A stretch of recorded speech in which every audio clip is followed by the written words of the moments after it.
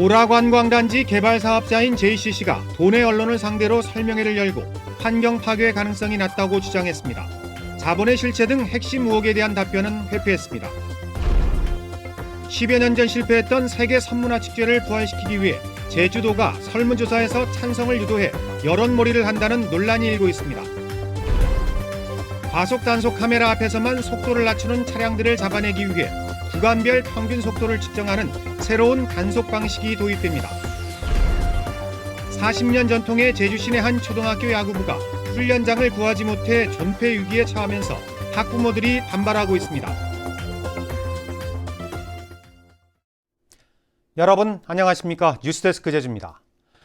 중산 간 난개발 논란과 환경영향평가 특혜의혹을 받고 있는 오라관광단지 개발 사업자가 현장 설명회를 열어 환경훼손 우려가 낮다고 적극 해명했습니다. 하지만 자본의 실체와 행정 절차 위반 등에 대해서는 답변을 피했습니다. 박주연 기자의 보도입니다.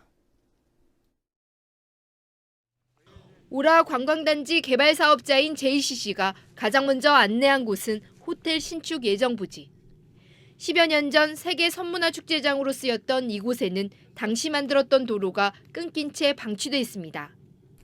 골프장이 계획된 예정 부지에는 옛 사업자가 흙을 깎아 평탄 작업을 한 흔적이 남아 있습니다. 20년 전부터 개발 사업이 추진되는 과정에서 부지가 임의 훼손돼 환경이 더 이상 파괴될 우려는 낮다는 게 사업자의 설명입니다. 공사하고 중단된 상태에서 오랫동안 방치돼 있기 때문에 그 상황을 현장에 보여드림으로써 실질적으로 환경 훼손에 대한 부분이 저희가 보기에는 좀 너무 과하게 강조된 게 아닌가 싶어서 그걸 보여드리려고 하는 겁니다. 하지만 자본의 실체에 대해서는 제주도에 자료를 제출했다면서 구체적인 답변은 피했습니다. 지하수 사용량을 최소화하고 콘도 숫자를 조정하라는 제주도의 환경영향평가 보완 요구에 대해서도 아직 협의 중이라며 얼버무렸습니다. 보완서 제출하라 그러면은 예, 아니요, 두 개로 해야 됩니까? 아니잖아요. 예, 협의도 하고 그래서 서로 원하는 내용이 뭔지 그 양적인 문제가 아니라 원하는 목표가 뭐냐. JCC는 도민이 원하는 방향이 맞다고 판단되면 수용하겠다며 올해 상반기에 인허가 절차를 마무리하겠다고 밝혔습니다. MBC 뉴스 박주연입니다.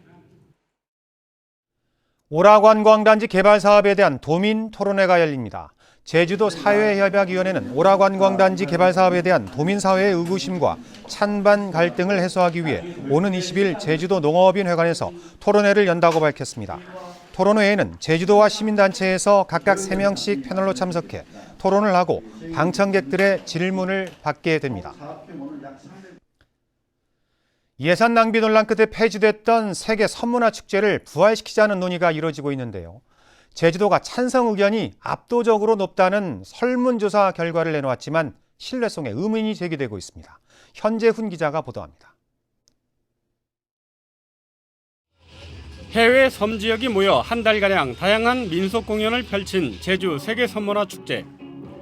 200억 원이라는 막대한 예산이 투입됐지만 관광객 유치와 흥행에 실패하면서 지난 2001년 두 번째 행사를 끝으로 폐지됐습니다. 하지만 원희룡 지사는 제주를 문화예술의 섬으로 만들기 위해 내년부터 선문화축제를 부활시키겠다고 밝혔습니다. 제주도가 최근 도민과 관광객 1,400명을 설문조사한 결과 81%가 선문화축제가 필요하다고 답했고 40%는 2년마다 개최하자고 응답했습니다.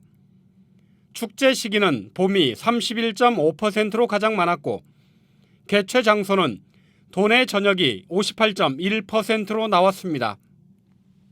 이제 2월부터 본격적으로 도민 설명회 토론회를 가져서 개최 주기라든지 개최 시기를 결정을 하고 상반기 내에 종합계획을 수립을 한 후에 본격적으로 추진해 나갈 계획을 갖고 있습니다. 하지만 이미 실패한 축제에 대해 구체적인 밑그림이나 차별화 전략도 없이 사실상 여론몰이를 하는 것이 아니냐는 비판이 나옵니다. 이렇게 아무런 이렇게 밑그림도 제시하지 않은 채 단순히 이렇게 선문화 부활에 이렇게 초점을 맞춰서 설문조사를 진행하고 도민 의견을 수렴한다는 것 자체는 어떤 특정 결론을 이렇게 유도할 의도가 있는 거 아니냐라는. 특히 전체 응답자의 3분의 1이 참여한 온라인 조사에서는 무제한 중복 참여가 가능한 데다 설문 문항이 찬성을 유도한다는 지적도 있어 신뢰도에 의문이 제기되고 있습니다. MBC 뉴스 현재훈입니다. 가파도 앞바다에서 어제 발생한 어선 전복 사고는 높은 파도 때문에 발생한 것으로 추정되고 있습니다. 서귀포 해양경비안전서는 구조된 70살 문모 씨가 사고 당시 닻을 끌어올리던 중 배가 파도를 맞고 갑자기 뒤집혔다고 진술했다고 밝혔습니다. 해경은 문 씨의 말을 바탕으로 사고 어선에 대한 정밀 감식 작업을 벌일 계획입니다. 제주대 교수회가 현재 간선제인 총장 선출 방식을 바꾸기로 했습니다. 고성보 제주대 교수회장은 오늘 기자간담회를 갖고 총장 선출 방식을 바꾸기 위한 용역을 제주대 법학전문대학원에 맡겼다고 밝혔습니다. 고성보 교수회장은 다음 달에 발표되는 용역 결과를 바탕으로 3월 중에 공청회를 열 예정이며 직선제와 직선과 간선 혼합제 등을 검토하고 있다고 밝혔습니다. 다음은 희망 2017 나눔 캠페인 성금을 맡겨주신 분들입니다. 서귀포시 중앙로터리 부인회에서 100만 원, 백야레카 신상철 대표가 10만 원, 애월 커플 게스트하우스 김하영 대표와 제주시 여성대학 심삼기 김정심 회장과 원우 회원들이 각각 20만 원씩을 보내주셨습니다. 성금을 맡기실 분은 이달 말까지 제주은행이나 농협계좌를 통해 보내주시면 됩니다. 성금 보내주신 여러분 고맙습니다. 오늘 오전 11시 20분쯤 서귀포항 해경파출소 앞에서 24살 고모 씨가 몰던 승용차가 바다로 빠졌습니다. 고 씨는 사고 직후 해경대원과 근처에 있던 어선 선주에 의해 구조돼 병원으로 옮겨졌으며 생명에는 지장이 없는 것으로 알려졌습니다. 해경은 목격자 등을 상대로 정확한 사고 경위를 조사하고 있습니다. 양치석 새누리당 제주시 갑 당협위원장은 보도자료를 내고 당협 운영위원 20여 명과 함께 탈당한다고 밝혔습니다. 양치석 당협위원장은 국가적 위기에 대해 새누리당에 몸담았던 당원으로서 도민들에게 반성과 용서의 뜻을 담아 새누리당을 탈당한다며 당분간 무소속으로 남아 도민들에게 봉사하겠다고 밝혔습니다. 제주도 정책보좌관 실장에 강영진 전 제주일보 편집국장이 임명됐습니다. 강영진 실장은 올해 52살의 서귀포시 서홍동 출신으로 서귀고등학교와 연세대를 졸업했고 지난해 20대 총선에서는 서귀포시 선거구 새누리당 후보 경선에 나섰지만 컷오프에서 탈락했습니다.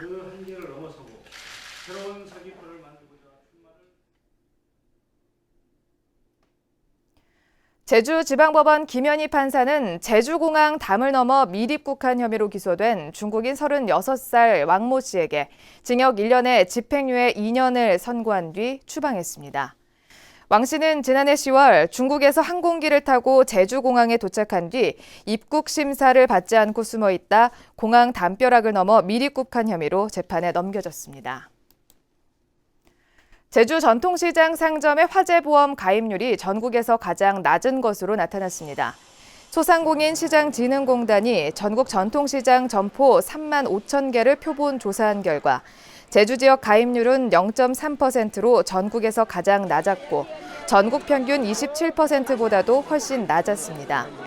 이는 상인들이 보험료의 부담을 느끼는 데다 노후 건물이 많아 보험사 측이 가입을 꺼리고 있기 때문으로 분석됩니다.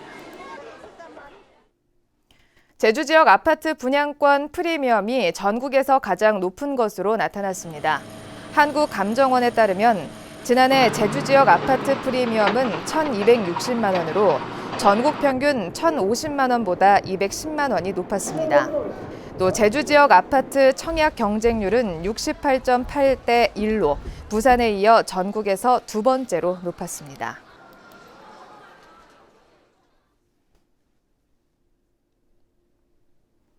뉴스데스크 제주를 마칩니다. 뉴스 진행에 차질이 있었습니다. 거듭 시청자 여러분들께 양해 말씀드립니다. 내일 다시 뵙겠습니다. 고맙습니다.